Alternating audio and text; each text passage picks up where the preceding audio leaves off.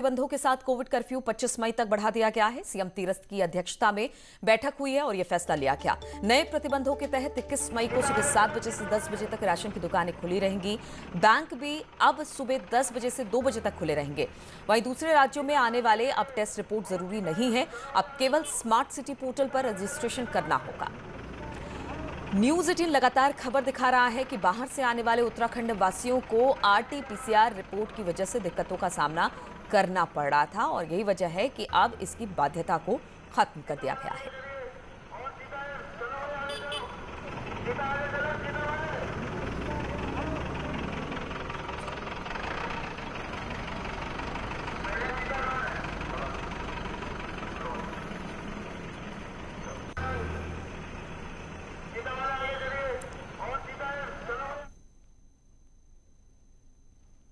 तो 25 मई तक के लिए अब कोविड कर्फ्यू बढ़ा दिया गया है और यही कहा जा रहा था कि ये कर्फ्यू आगे बढ़ाया जाएगा। इस द्वितीय फेज में हम लोगों ने राज्य में 18 तारीख से लेके 18 तारीख सुबह 6 बजे से 25 तारीख सुबह 6 बजे तक द्वितीय फेज में कोविड कर्फ्यू लागू किया जाएगा।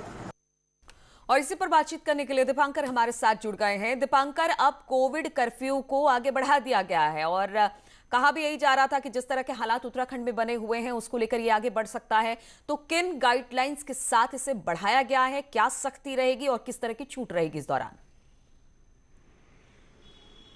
बिल्कुल नीलू, जो बड़ी बात है वो ये है कि 25 तारीख तक कर्फ्यू बढ़ाया गया। इसमें सबसे खास बात कि राशन की दुकान इस हफ्ते में सिर्फ एक दिन खुलेंगी, वो 21 तारीख को, और वो भी सिर्फ 3 घंटे के लिए, यानी सुबह 7 बजे से लेके 10 बजे तक। पिछली बार ये राशन की दुकानें 2 दिन छूट थी, इस बार इस छूट को कम किया गया, 1 दिन किया गया। इसके अलावा जो कई दिक्कतें इस बात को लेकर आई थी, कई लोग जो अंतिम संस्कार में शामिल होने जाते थे, 20 लोगों की जो परमिशन थी, लेकिन लौटते वक्त उन्हें कई जगह पर रोका जाता था। इस बार उनके लिए अनिवार्य तौर पर प्रशासन की तरफ से पास जारी होगा, यानी उन्हें कहीं पर कोई दिक्कत ना आए उन लोगों को, इसके लिए प्रशासन उनको पास देगा ताकि लौटते हुए उन्हें किसी तरह की दिक्कतों का सामना ना करना पड़े। तीसरी बात यह कि दूसरे राज्यों से आने वाले लोगों के लिए और उत्तराखंड के लोगों के लिए अब आरटी-पीसीआर की रिपोर्ट एक जगह से दूसरी जगह जाने के लिए दिखाना अनिवार्य नहीं होगा।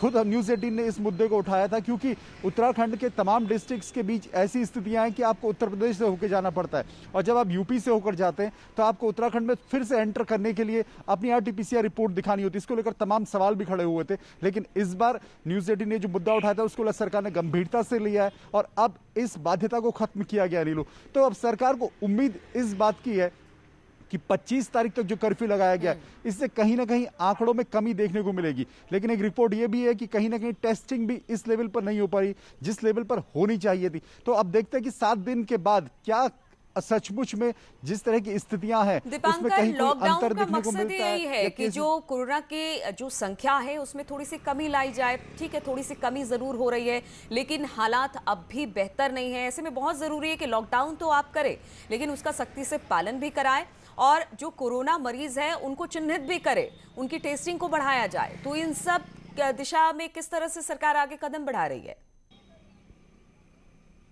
बिल्कुल नहीं, सरकार की तरफ से ये कहा गया है कि अब ब्लॉक लेवल पर कोविड केयर सेंटर बनाए जाएंगे, वहां पर टेस्टिंग की व्यवस्था की जाएगी। लेकिन सबसे बड़ी चिंता की बात यह है कि उत्तराखंड के 9 में से 5 पहाड़ी डिस्ट्रिक्ट्स में इस वक्त संक्रमण की दर 20% से ज्यादा है, कहीं कहीं 30% से भी ज्यादा है। तो और जबकि मैदानी डिस्ट्रिक्ट में अगर नैनीताल डिस्ट्रिक्ट को छोड़ दिया जाए तो 3 डिस्ट्रिक्ट में 20% से कम इस वक्त संक्रमण की दर है। तो जो बात आप कह रही है कि कहीं ना कहीं टेस्टिंग बढ़ाई जाने की जरूरत है, पहाड़ों पर खासतौर पर इस वक्त फोकस किए जाने की जरूरत है, क्योंकि गाँवों में बहुत ज्यादा केस सामने आ रहे हैं। यानी अगला 1 हफ्ते का कर्फ्यू बहुत कुछ ये तय करेगा कि आने वाली स्थितियां कैसी रहेंगी, लेकिन अभी भी चुनौतियां बहुत है सरकार के सामने।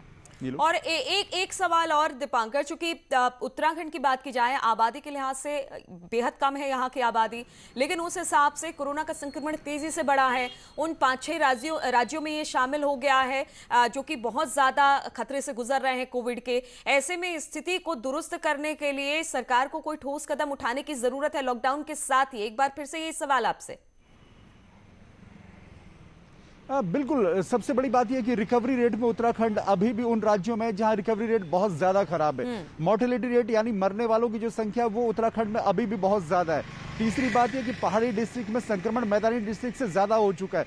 यानी 3-4 स्थितियां ऐसी हैं जिन फ्रंट पर सरकार को निपटना इस चुनौती से आसान नहीं होने वाला नीलू। तो कुल मिला के एक तरफ तो जो कर्फ्यू की प्लानिंग है वो तो है ही, लेकिन पहाड़ी डिस्ट्रिक्ट में जहां आप गांव में कर्फ्यू की स्थिति नहीं लगा सकते, वहां पर आप किस तरीके से संक्रमण को रोकेंगे, ये सरकार के लिए सबसे बड़ी चुनौती होने वाला है। सबसे बड़ी चुनौती होगी और यहां पर जो कमियां हैं उसे दुरुस्त करना होगा। बहुत बहुत शुक्रिया आपका दीपांकर।